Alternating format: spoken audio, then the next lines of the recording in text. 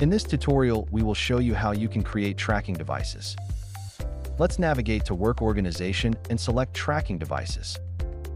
On this page, we will create a tracking device, which can only be assigned to each workplace once.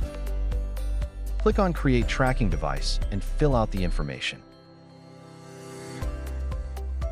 These on-site devices allow workers to scan their QR codes to log both their start and end work times.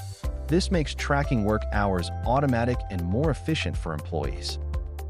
Please keep in mind, you can only have one tracking device per project or workplace.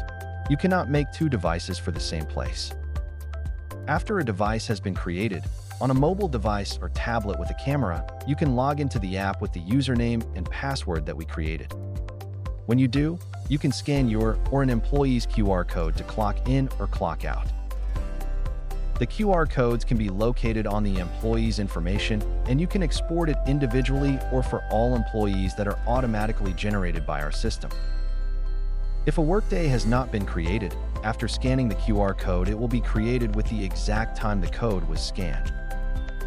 Scanning the QR code again will clock out the employee in case they are done for the day or if they go on break. To locate this info, click on Work Organization and go to Manage Workdays.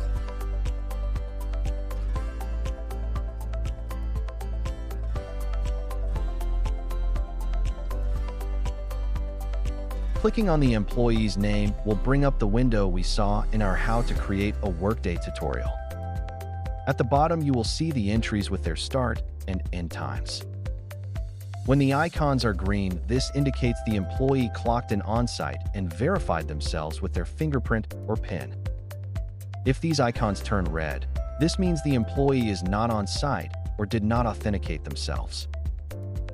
Thank you for watching this tutorial. Feel free to reach out if you have any questions or suggestions.